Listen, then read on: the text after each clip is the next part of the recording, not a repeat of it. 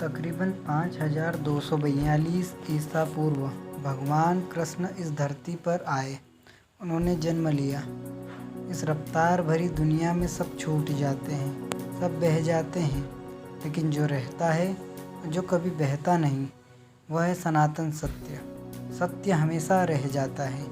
इसलिए तो भगवान कृष्ण रह गए। और वो रह गए क्या? उनकी बातें तो आज भी प्रासंगिक हैं। हेलो दोस्तों, मैं हूं आपका अपना प्यारा विद्यार्थी।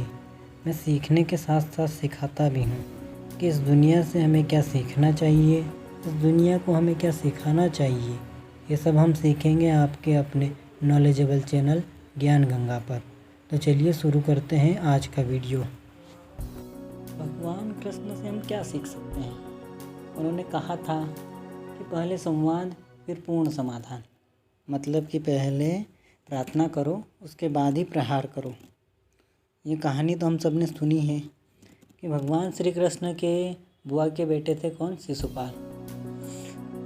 शिशुपाल थे तो रिश्ते में भगवान कृष्ण उनके भाई थे। तो भगवान कृष्ण शिशुपाल से बड़ा ही स्नेह करते थे, छोटा भाई समझकर उनका ध्यान भी रखते थे।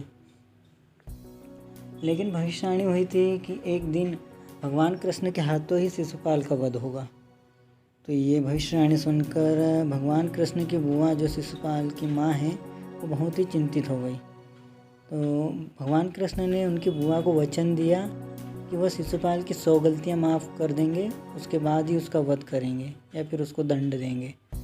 तो शिशुपाल बड़ा हुआ, उसे रुक्मिणी जी से प्रेम हो गया। लेकिन रुक्मिणी जी को तो भगवान कृष्ण से प्रेम था और वह भगवान कृष्ण को मन ही मन शत्रु मान बैठा। अपने ही भाई को शत्रु मान बैठा वो। तो फिर आगे चलकर कुछ समय बाद युधिष्ठिर का राजसूय यज्ञ होता है। सभी सगे संबंधियों को बुलाते हैं, वहाँ पर शिशुपाल को भी बुलाया जाता है। तो शिशुपाल भरी सभा में भगवान कृष्ण को अपशब्द कहने लगता है, भगवान कृष्ण का अपमान करने लगता है। भगवान कृष्ण ने तो कुछ नहीं कहा, वो मुस्कुराते रहे क्योंकि उन्होंने वचन दिया था। लेकिन जैसे ही शिशुपाल की 100 गलतियाँ पूर्ण हुई, अगली गलती वह करने ही वाला था, अगला अपशब्द बोलने ही वाला था, तो उससे पहले ही भगवान कृष्ण ने उसे मार दिया। मतलब कि अपना सुदर्शन चक्र चलाया और उसकी गर्दन धड़ से अलग कर दी। करुणा वहीं तक उचित है जहाँ तक मर्यादा हो, यानी कि गलतियाँ वहीं तक सहन करो जहाँ तक सहन करने की क्षमता हो। मैं चुप हूँ तो समझो मेरा मौन बोलता है और बोलने से पहले 100 बार तोलता है। जहाँ कोई शिशुपाल शब्द की मर्यादा तोड़े तो फिर वहाँ चक्र डोलता है। भगवान कृष्ण सबसे बड़े शांति दूत थे। वे उनके पूरे जीवन में शांति का संदेश देते हैं। वे हमेशा शांति के पक्षधर रहे हैं। युद्ध पहला विकल्प नहीं, अंतिम ही होना चाहिए। जहाँ शांति का मोल समझने वाला ही नहीं हो, वहाँ युद्ध का रण होना ही उचित है।